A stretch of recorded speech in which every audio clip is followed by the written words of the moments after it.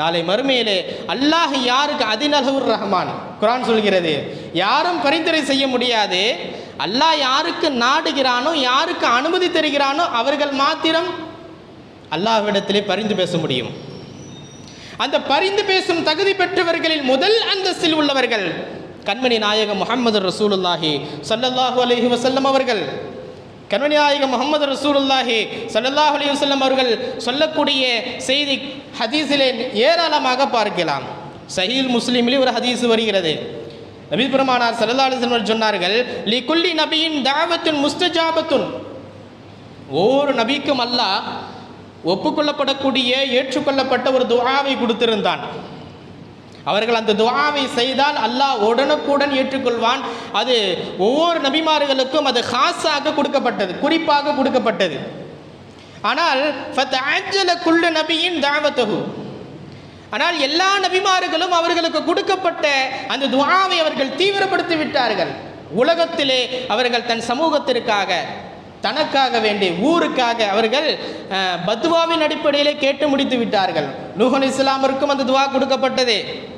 சமூகத்தினரை வெள்ளப்பிரளயத்தின் மூலம் அழிக்க வேண்டும் என்ற அந்த துஆவை பயன்படுத்தி விட்டார்கள். இது போன்று ஒவ்வொரு நபிமார்களும் தங்கள் சமூகத்தினருக்காக வேண்டி அந்த துஆவை பயன்படுத்தினார்கள். ஆனால் பெருமானார் சொன்னார்கள், வஇன்னி இக்தபஅது தஅவதி ஷஃபாஅத்தல் லி உம்மத்தி யௌமல் கியாமா. அதே போன்ற எனக்கும் ஒரு ஷஃபாஅத் செய்யும், அந்த ஏற்றுக்கொள்ளப்படக்கூடிய ஒப்புக்கொள்ளப்படக்கூடிய துஆவை எனக்கும் அல்லாஹ் தந்திருக்கிறான். அந்த துஆவை நாளை மறுமையில் என் உம்மத்தினர்களுக்காக வேண்டி நான் அதை பத்திரப்படுத்தி வைத்திருக்கிறேன் என்று சொன்னார்கள். உலகத்திலே நான் எனக்காக வேண்டியோ, என் குடும்பத்தினருக்காக வேண்டியோ, என் தோழருக்காக வேண்டியோ, உலகத்திற்காக வேண்டியோ, எதற்காக வேண்டி அந்த துஆவை நான் ஒருபோதும் பயன்படுத்த மாட்டேன்.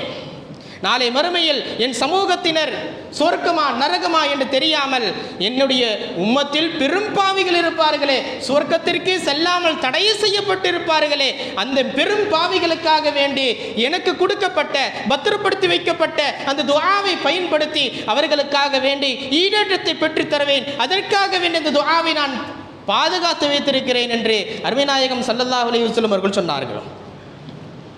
பெருமக்களே, அப்படி சொல்கிற போது பெருமானார் ஒரு நிபந்தனையும் சொல்றார்கள். மன்மாத்த மின் உம்மத்தி லா யுஷ்ரிகு பில்லாஹி ஷைஆ. என்னுடைய ஷஃபாஅத்திற்கு சொந்தக்காரர் யார் தெரியுமா?